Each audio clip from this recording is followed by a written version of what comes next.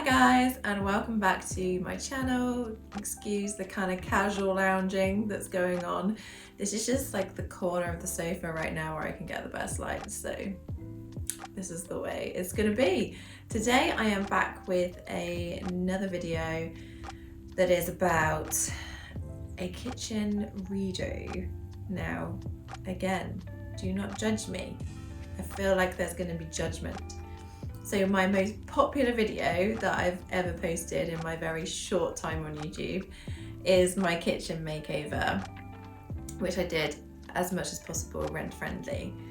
And I am not going to take away from how much I loved that, because it was such a transformation and I really enjoyed just working out how many things I could completely change whilst making it still like removable, and yeah, that we'd be able to actually get our deposit back at the end of this rental. And the makeover really brightened up the whole space.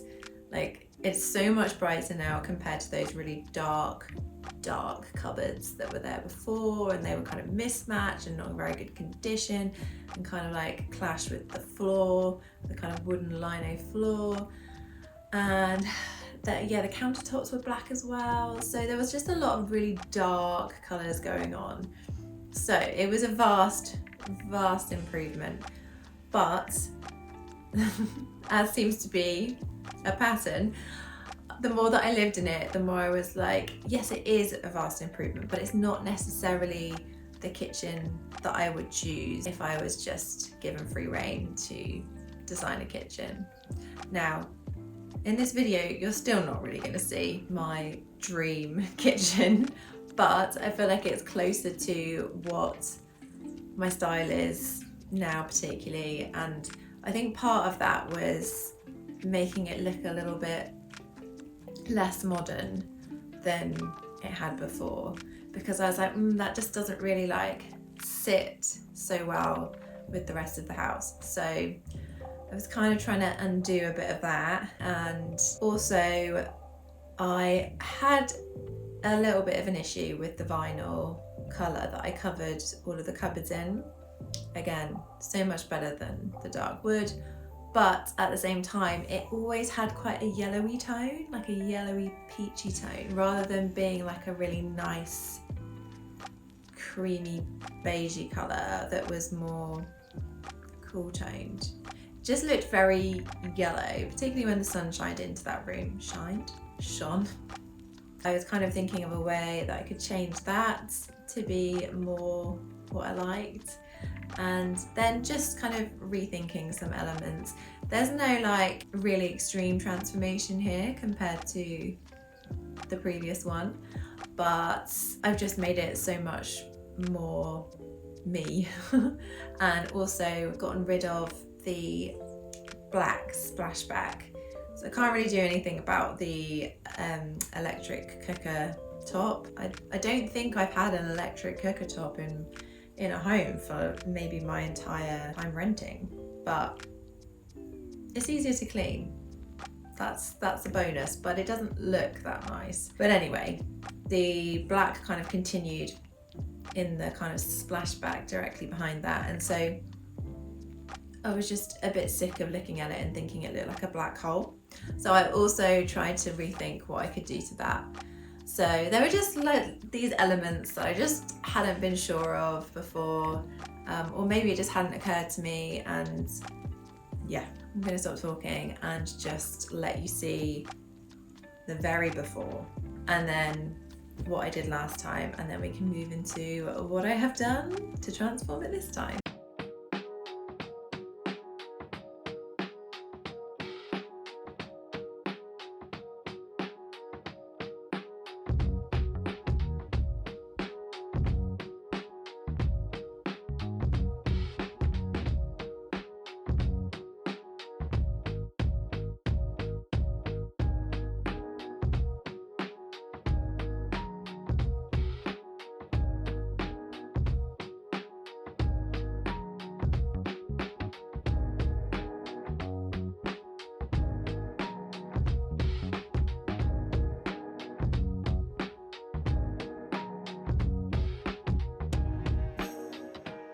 So what I am doing right now is I am going to paint my peel and stick tiles, which kind of sounds like a weird thing to do, but I don't really like the dark grout.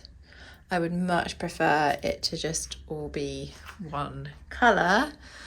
So I've been thinking about it for a while, and I'm actually just going to do it because I have this bathroom tile paint which I've been using, well, actually in the bathrooms. So I have it, and it can only be used in like a certain period of time. I think it's 15 hours once I've mixed the two things together to make it work. And so I just thought, do you know what, maybe I should just do it now. It's chalk white, and I wouldn't have chosen chalk white. I probably would have chosen a slightly off-white colour that I was looking at, but I'd rather not waste it. It's here, I can do it. So I'm going to do that now. I've like cleaned with sugar soap, dried it all, and then, well, what I started doing was like taping everything off, and then I've just got a bit bored of doing that. So actually it's fine, I could just be careful at the edges, I think.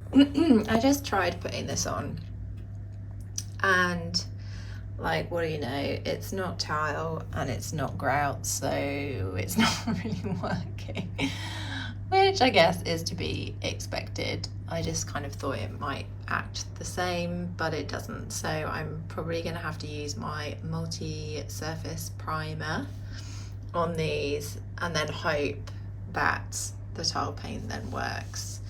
Otherwise I'll have to rethink and just paint it some kind of other satin paint colour. Okay, excuse the mess, because obviously I've had to like take everything away from the counters, and also I got myself some gluten-free scones, which are probably going to be awful because most gluten-free scones are, but I'm trying them. Yeah, so I finished last night the tiles at a very late hour because of the tile paint like needing to be used within 15 hours of opening it. And this is the result of 2 coats of primer and 1 coat of the tile paint. It could have done with a second coat of the tile paint, but at like 1:30 in the morning, I wasn't willing to stay up any longer. So yeah, this is what we're rolling with. I mean, it looks fine. It looks fine.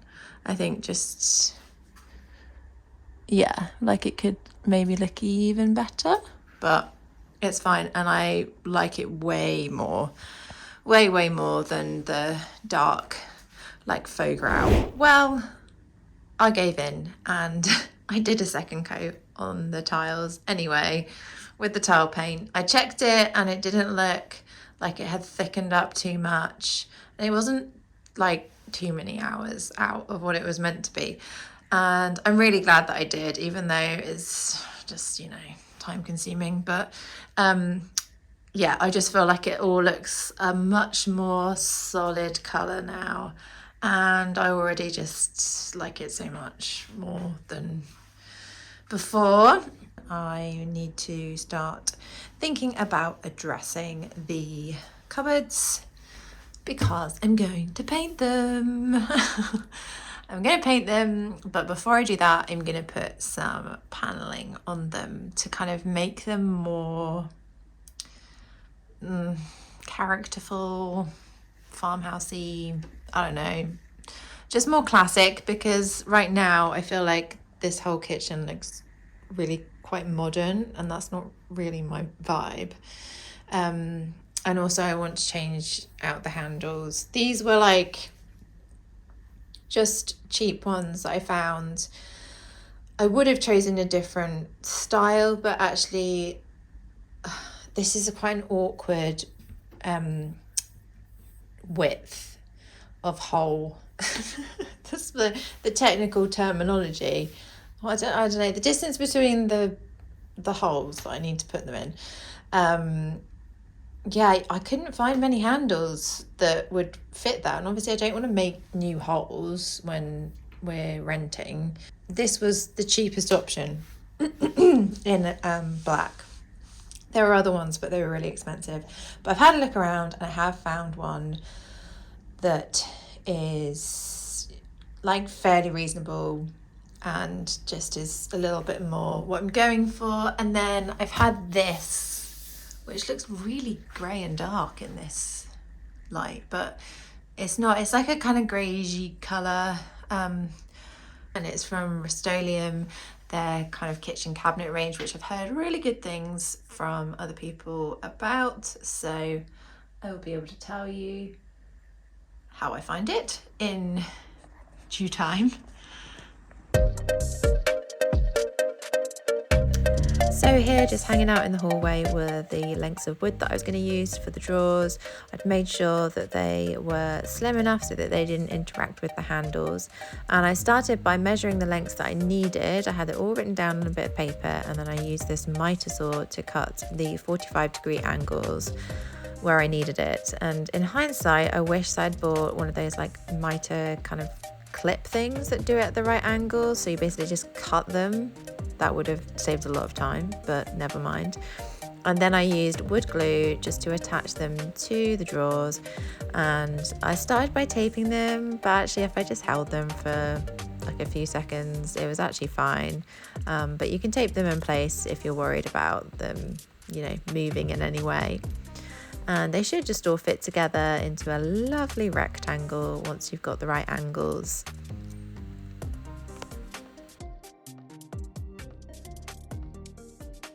So this is where I'm up to. I've ended up doing it over a number of days. So I've got the bits that I've filled in with wood filler, so like at the corners. I still need to, I mean, I sanded down most of it, but there are some rough bits I just still need to get. And there were a couple of mistakes I made with measurements. So I had to put two like bits together in some places. I think only on three edges, but yeah, here I've just wood filled the join as well. And then now I've also kind of put polyfiller in the inside bit just to smooth that all out, and that is supposedly paintable, so that shouldn't be a problem. I hope it's telling the truth on the packet. And yeah, so now next step is I need to clean this all with sugar soap, and before that I need to, you know, get rid of any of the rough edges that are still there, and then I need to take the handles off. Yeah, so that's what I'm going to do now. And on these had a slightly different edge to them, which I was a bit worried about doing with the wood around the outside. But all that happened is that it's just at a slight angle, so it's just kind of the wood's just going in a bit like that. And actually now it's all been filled here, it actually looks fine. I finished doing one coat on the cabinets last night, and I don't like the colour. I thought that as I was doing it, it would dry a bit differently, because sometimes wet paint just doesn't look like the colour it's going to be, and I thought maybe it would dry a bit warmer. I wasn't sure if it was going to go darker or lighter, but yeah, after all of the faffing around which colour to go for, finally picking this colour and putting it on, I don't like it. Yeah, so let me show you what I mean. So as you can see, there are some bits that I didn't end up having time to do, which is probably fine.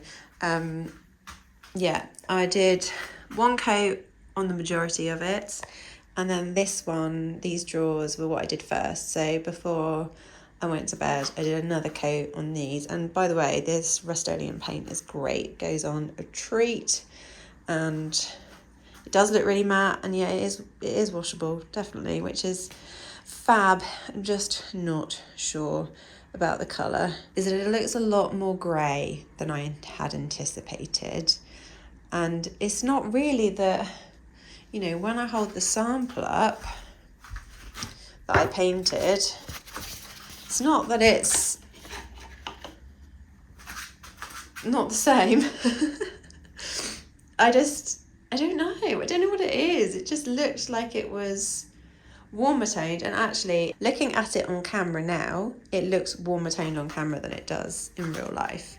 So first coat of the new colour, still looking pretty patchy, but I think that's all going to change when I do the next coat, and I do really like it. It's what I had in my head, I think. It's definitely a lot warmer than the previous very grey colour. So yeah, I'm looking forward to being finished and being able to put the new handles on.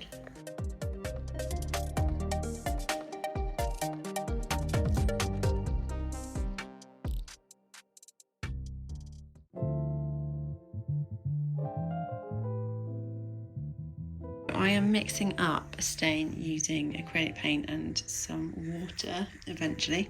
This is clearly not the right colour, but this is my reference point, the shelf, which is kind of dusty. I need to clean that. And then I've got all of these, which are the brackets to go underneath. And so my plan is I want to match them to that.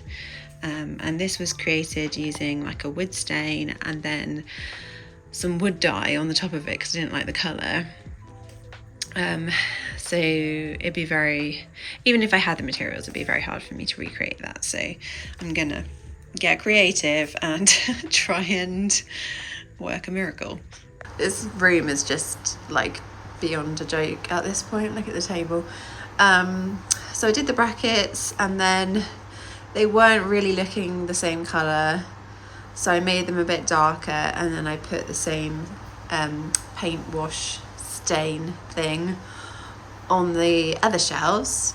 So now they do match, and actually I prefer the colour, and so I need to put that stain wash on here. And that's it.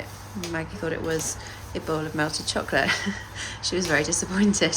I did a bit of prepping of the walls before putting the shelves up. I basically just painted around the areas that have been scuffed and marked, leaving the holes.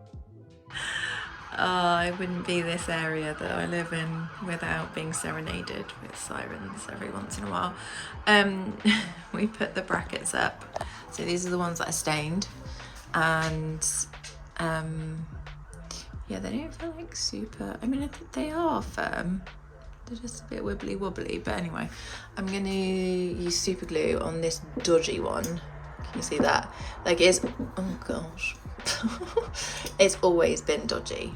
Like even with the old brackets, it was, yeah, not great. We've had to tighten it twice, I think.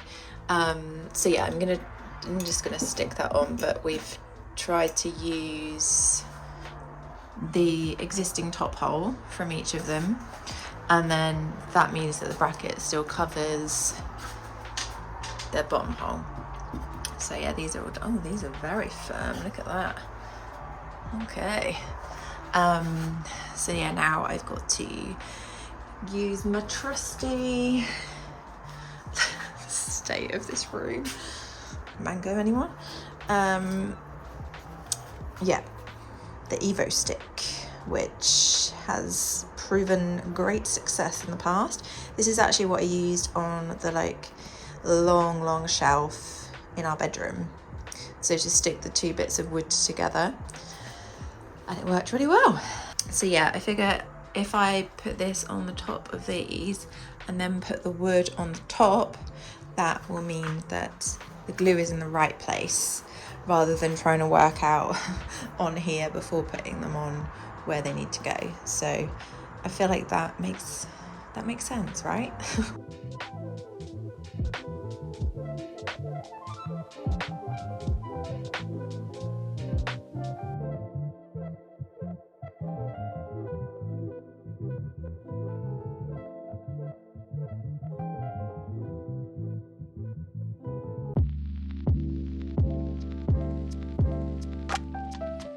I found these wall lamps on eBay. They were £12 for 4 of them, which is a bargain, but I wanted to change up the chrome, so I used some brass hammered spray paint, sectioning off the areas that I didn't want to get sprayed, and then I actually went in with a darker paint, just stippled over the top afterwards to make it look worn. And then I took some soft Vimo, I rolled out a big chunk, and then I found a bowl that I loved that had a kind of scallop detail on it.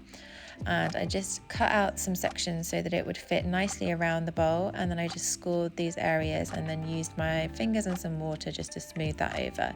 I then turned it over and trimmed off the excess around the top. Then I used my fingers and water just to work the clay into the ridges of the bowl. I also trimmed an area around the top so that it was going to fit through the actual fixture, and then I baked it for half an hour on 110 degrees. Once it was done, I separated it from the bowl, which might take a little bit of wiggling, and then I actually painted with a white eggshell paint over the top, and then I actually also went over with a clear gloss sealer just to give it a bit of protection. Then I attached the fixture over the top, and I actually glued on the base of these battery operated puck lights. So I did that on both of them, and then I could just screw in the top of the puck light and it worked. Then I attached them to the wall just as you were meant to, just following the instructions. So yeah, there are holes in the wall which you can fill in afterwards, but obviously there's no wiring, so this is great for a renter-friendly option, or just if you can't be bothered to wire an area but you want it to look nice.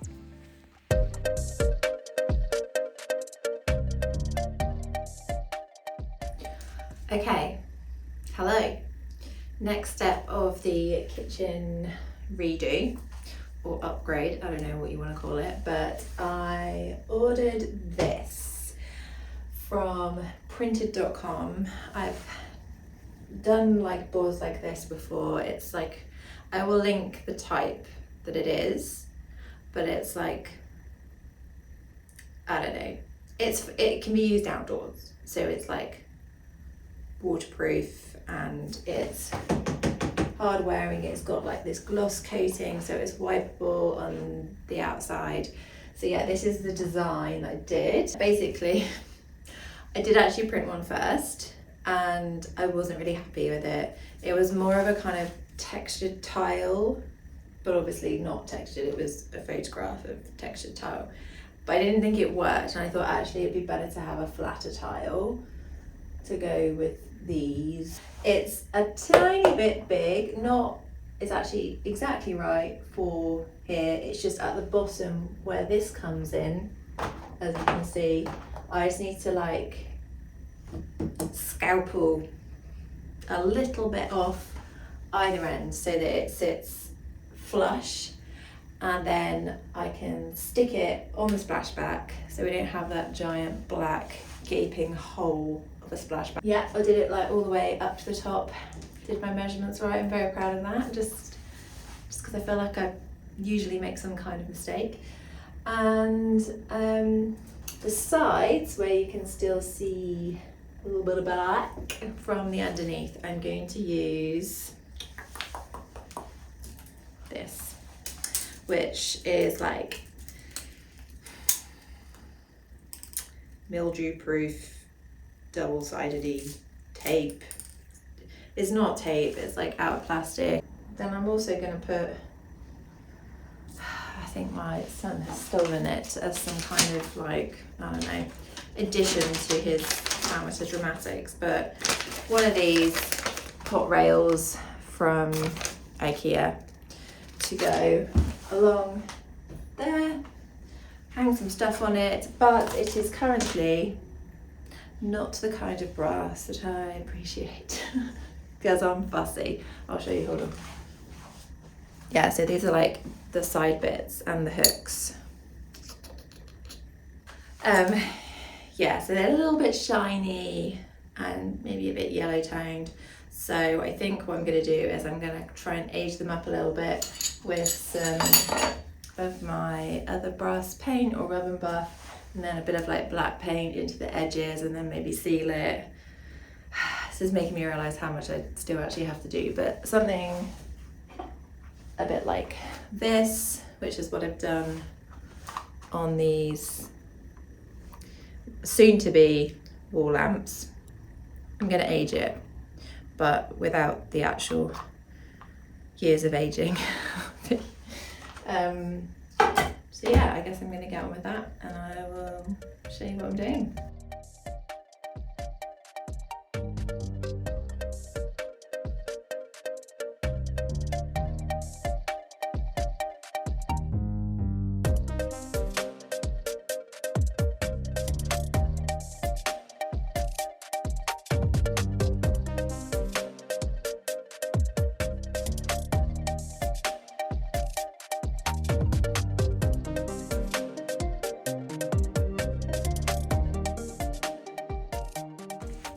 Rail on. I've got these which I've screwed on, and then as I said I hadn't aged the sides really, so I went ahead and did that with a bit of like the gold, darker gold paint and some like black just acrylic paint. And then actually I was like, you know what, I'm gonna just age the whole thing a bit more because I just want it to look like it's had a really hard life. So I'll put some more on the rest of it, and then I put a clear top coat on to hopefully protect it so it doesn't sort of like scratch off. And then I need to drill holes, mark where I need to drill the holes, and then put this on here. So yeah, and then I can hang some stuff on it with the hooks. One of the things I was going to put on was these, which now look insanely shiny in comparison, so I don't know about that. But I've got like a little vintage, I was gonna say kettle, that's the wrong word, vintage teapot, and what else have I got? Like a small vintage brass frying pan? I don't know. Basically last saw it the other day and was like, oh, is this a toy for my toy kitchen? And I was like, it does look like that, doesn't it? So I think it's probably somewhere in his kitchen at the moment. Yeah.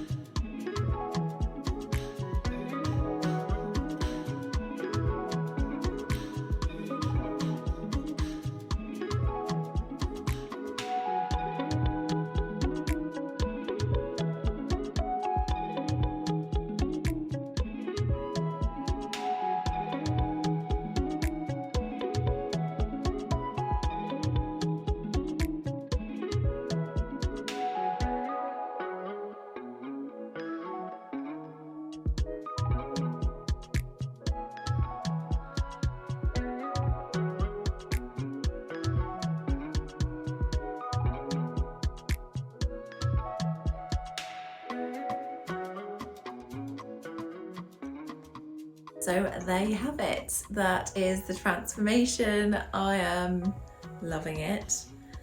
and hopefully this is the last time that I redo this renter kitchen.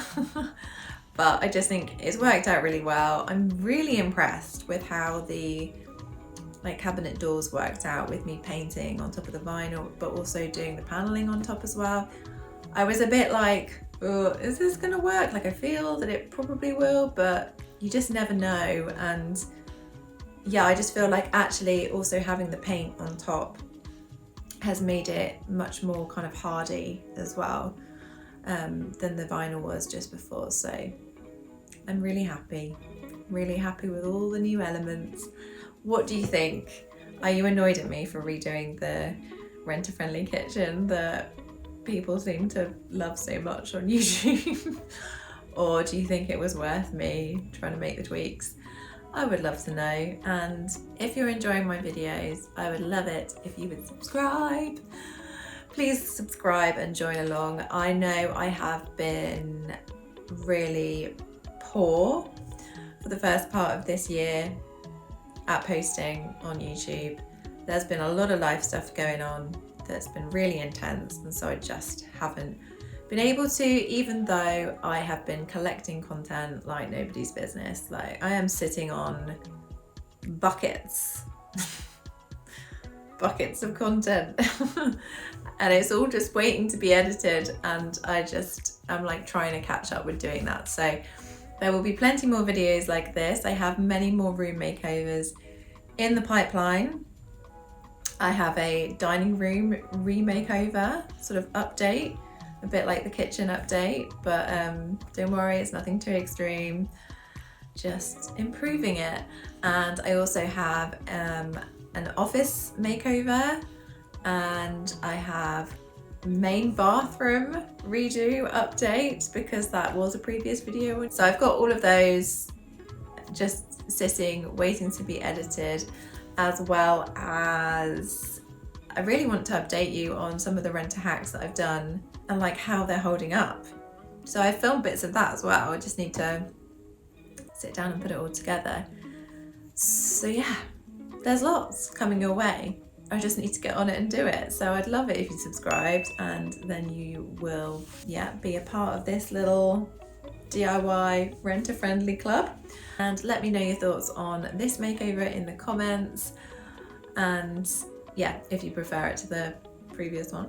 If you'd like to follow a bit of day-to-day behind-the-scenes stuff, then please go follow me on Instagram at The Lovely Drawer. And I will see you next time for one of those many videos that I just put out there. And now I put them out there, I'm like trapping myself into accountability. So yeah, it'll be one of those. I'll see you next time. Bye.